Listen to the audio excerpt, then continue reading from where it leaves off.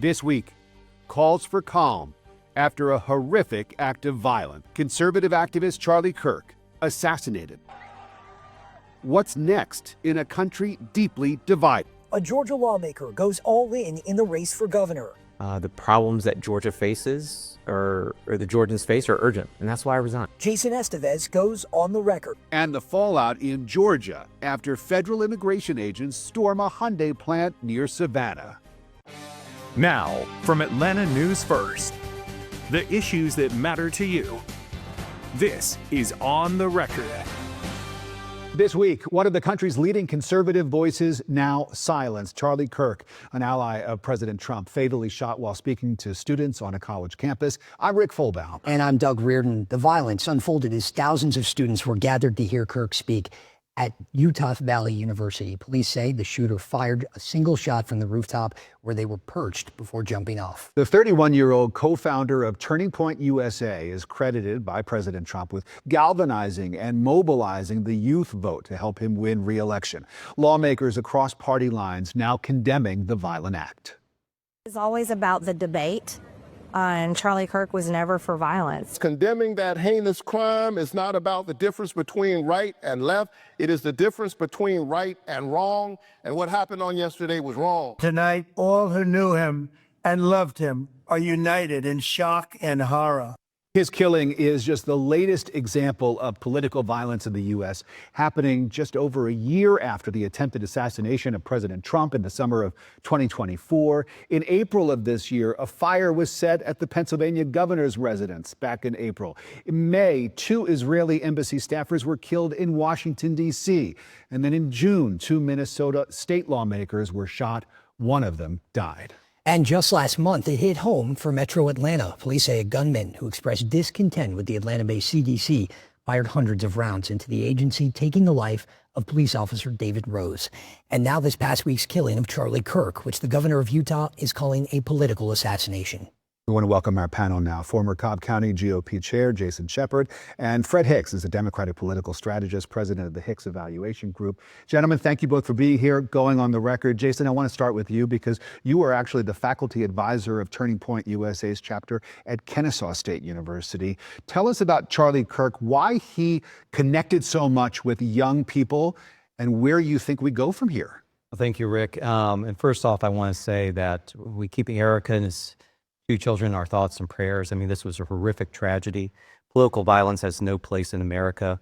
We're a country that values free speech and free expression. That's just what Charlie Kirk was doing. And I think his willingness to go on to college campus and to engage students and not have an event that's closed to any opposition, but welcoming opposition, to do what we're supposed to do on college campuses, which is the free expression of ideas. I think, young people are on social media. They've grown up on social media their whole lives at this point. And this was a place where different ideas were able to be expressed, to be debated, that it didn't matter who you were or what your political ideas were. Charlie Kirk wanted to hear from you. He wanted to engage with you. He wanted to talk with you. And that's the basic ideas of what universities were supposed to be about before you got speech codes or before people started calling words violence.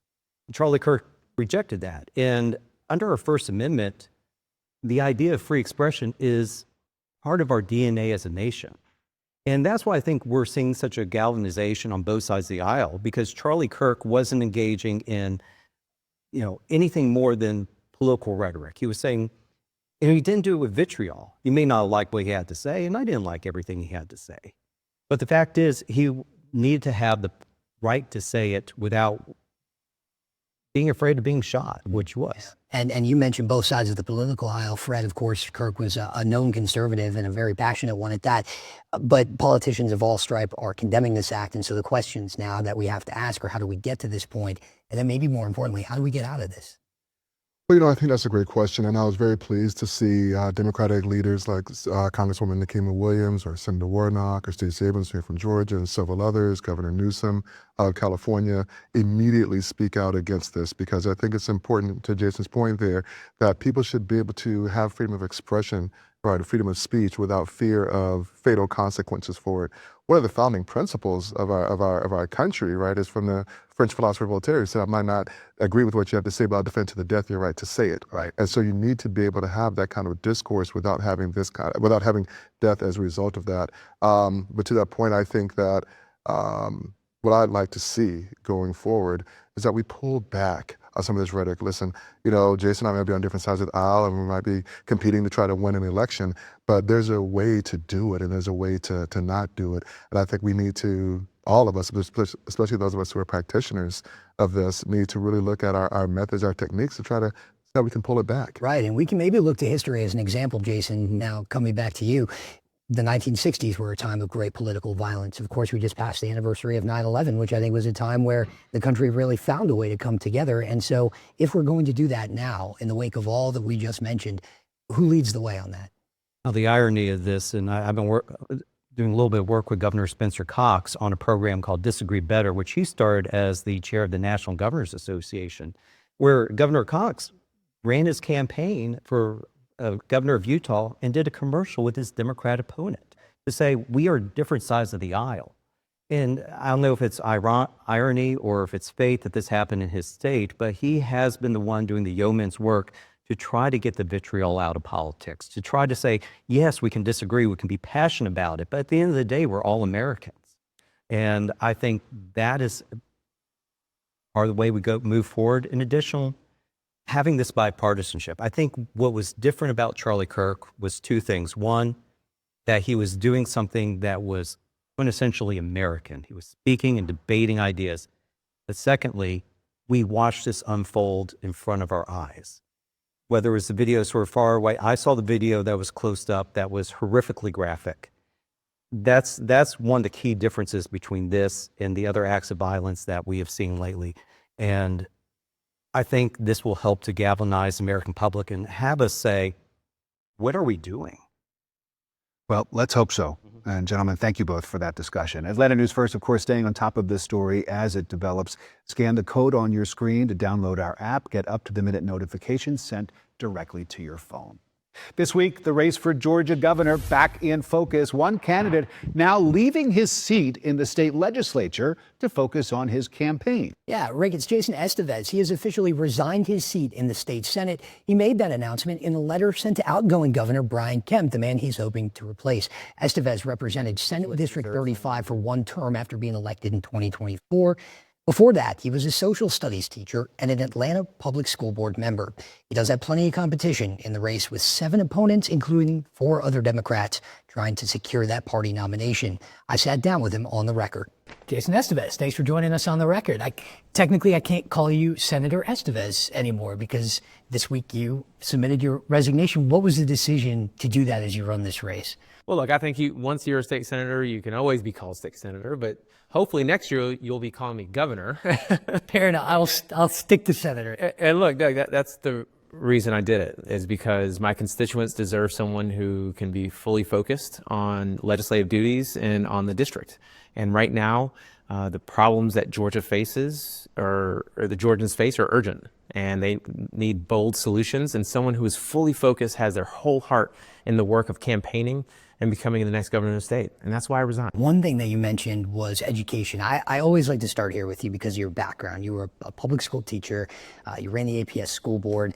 It's something that is ingrained in you. What do students in Georgia from pre-K to even childcare all the way up to college and post-graduate need right now from their government? Well, right now they need a governor that prioritizes education. And frankly, for the last 8 years, education, our public education system has not been a priority for our governor. Well, I stand 10 toes down for our public schools. 90% of our children across this state attend our public school system. So that means changing the way we fund our public schools, which, by the way, we use the same funding formula that we've used for 40 years. That has to change because a lot has changed over the course of those 40 years. But then on the back end, that we're giving our kids true options when they graduate from high school on how to earn a good paying job. That's why I've talked about those apprenticeship programs. That's why I've talked about making sure that we have a needs-based scholarship. A lot of folks in the state want to open up their own small business, have the ideas, but what they lack is the capital. I know you and your wife have a couple small businesses, restaurants, a healthcare clinic. You've made a few proposals that I want to go over with you. One of them is $1 billion startup fund for small businesses. Small businesses are the backbone of the state. We employ more than half of the state's private workforce, and the money that we make stays right in our communities. If we can afford $1.8 billion to give to Hyundai, we could afford to give our small business owners across this state low interest loans to the tune of $1 billion. I know the good elephant in the room under the gold dome for the last couple of years has been the state surplus. I think it's at around $16 billion now. Governor Kemp has done all sorts of things with it. Whoever comes in next, people will be looking to them to say, how are you going to spend this money? The first thing I'll do is I'll have to make sure that we manage the cuts that are coming out of Washington, D.C. The chaos and destruction that Donald Trump is causing is going to wreak havoc on our state budget. So I want to make sure that our healthcare system is strengthened by subsidizing health insurance premiums, Georgia Access, for example, making sure that we're able to expand Medicaid. It's good to have a cushion. You need a little bit of a cushion. You just don't need a $16 billion cushion when people on the streets are struggling. When we address housing, you've seen this firsthand as your district includes lots of parts of Atlanta. Where do we even start? First, we got to stop these private equity funds from coming in and buying up all of our single family homes. That's making it harder for folks to buy their first home, but it's also making it harder for renters to rent. So we have to stop that. The other thing we have to do is make sure that we are providing incentives for developers to build small houses, to build affordable houses, to build big houses. We need more incentives to build more homes. And I know this is a big part of your story. You're a caretaker for a parent. And you've really made seniors and the care of seniors and the wealth and well-being of seniors a big cornerstone of what you've done in the Senate. So look, this is an issue that's near and dear to my heart. My mom is literally the reason I'm here. And what I've seen being her caregiver for the last 10 years, she has late-stage Alzheimer's, is that Georgia drives our seniors into bankruptcy. So what I propose is, one, we have to establish a state agency that is laser-focused on how care is coordinated for seniors. Georgia has the third highest rate of seniors living in poverty in the country. Wow, we have a $16 billion surplus, by the way, Doug. The third highest rate. And you can listen to my full interview with Jason Esteves right now. Just subscribe to the On the Record podcast from Atlanta News First, wherever you get your podcasts. Back now with the panel. So, Fred, size up the Democratic field for governor as we look at it. And Jason Esteves, where does he fit in all of this? So I think this was a very smart move on Jason's part, and it was a good move as a Democrat, because it's important to make sure that from a Democratic perspective that we have a Democrat in that seat in January.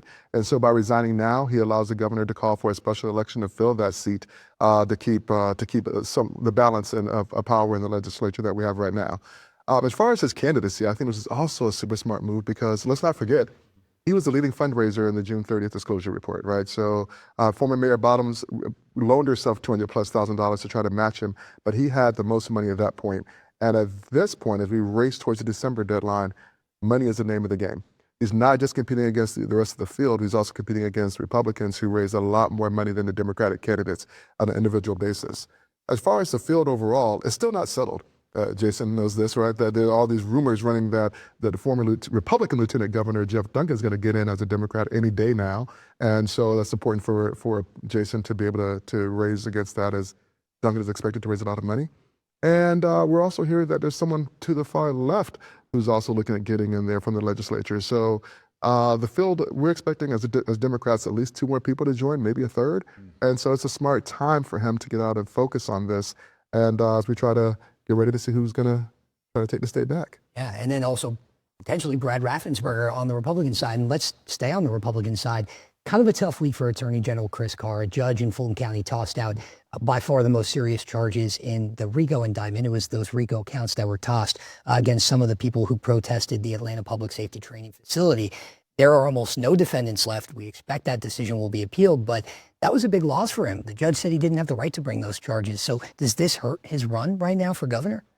I don't know that if it really hurts his run right now.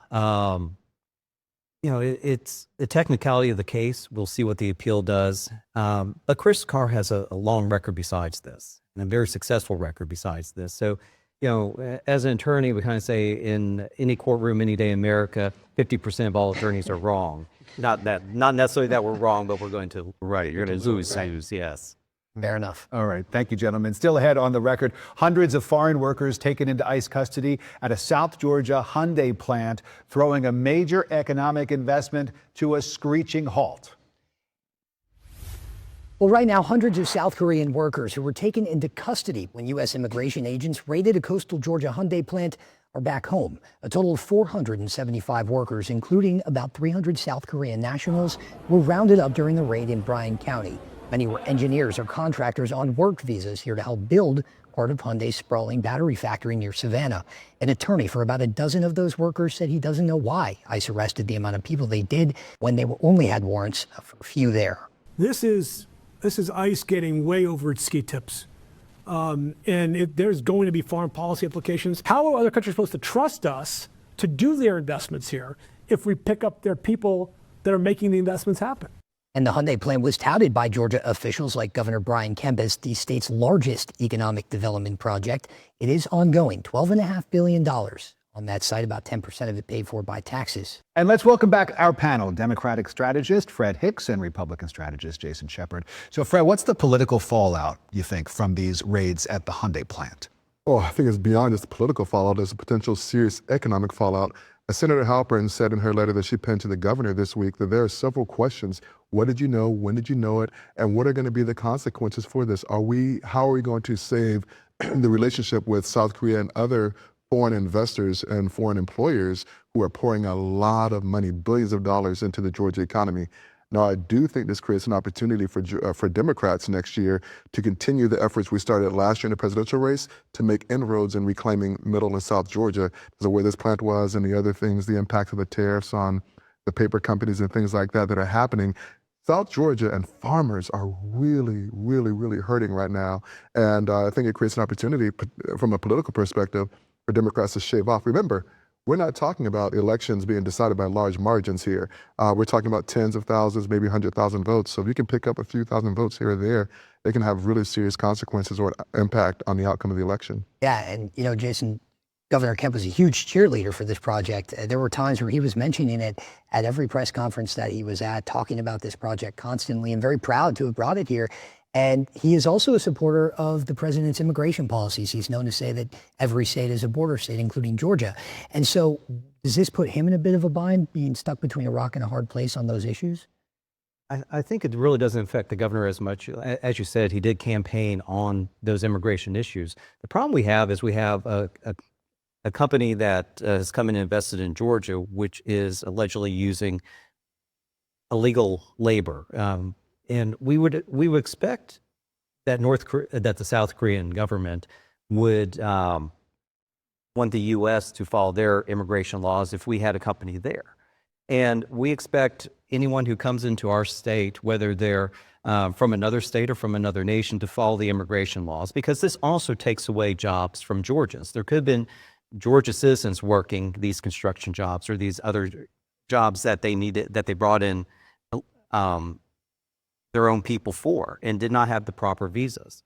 So it does create an opportunity for Republicans to say, listen, we are making sure that Georgia jobs are protected, especially in South Georgia, because we are seeing in South Georgia the economic opportunities kind of leave, which is why this project was so important. People live in South Georgia, voters who live in South Georgia don't want their children or family members having to leave for Atlanta, for Savannah, for Augusta and some of the other cities, but to be able to find good paying jobs at home. And if they're being taken up by illegal immigration labor, then they're not getting the jobs. Well, we appreciate you both lending your perspective to that. Coming up next on the record, early voting is now underway for some Metro Atlantans. We're going to tell you who's on the ballot. This week, voters in Metro Atlanta are heading back to the polls. Early voting is underway right now for the state Senate District 21 runoff election. Democrat Deborah Shigley and Republican Jason Dickerson are trying to win the seat left empty by Brandon Beach, who was named U.S. Treasurer by the Trump administration. Early voting runs through this Friday, September 19th. Election Day is Tuesday, September 23rd. And if you're not sure where to vote, Atlanta News First has you covered. You can scan the code you see on the screen to download the Atlanta News First app. We have posted a link to the Secretary of State's website. And on the record right now, a former lawmaker and former Democrat wants to be in charge of your child's education. The former state representative, Mesha Mainor, made headlines back in 2023 when she switched from the Democratic Party to the GOP. She cited the issue of school choice back then, making national headlines. Now, the two-term former lawmaker is hoping to become the first black woman to become Georgia's school superintendent. In a statement, Mainor said, quote, "I'm running to give parents a voice, protect our children, and make Georgia the #1 place to educate a child, no matter where the child lives." Mainor joins a crowded field of candidates already. Incumbent school superintendent Richard Woods has stated his intention to run for re-election. Randall Trammell and Fred Bubba Longrear, also Republicans who have already entered the race. And that's our show for now. Thanks so much to our guests, our panel for being here, and thank you for going on the record. We'll see you next week.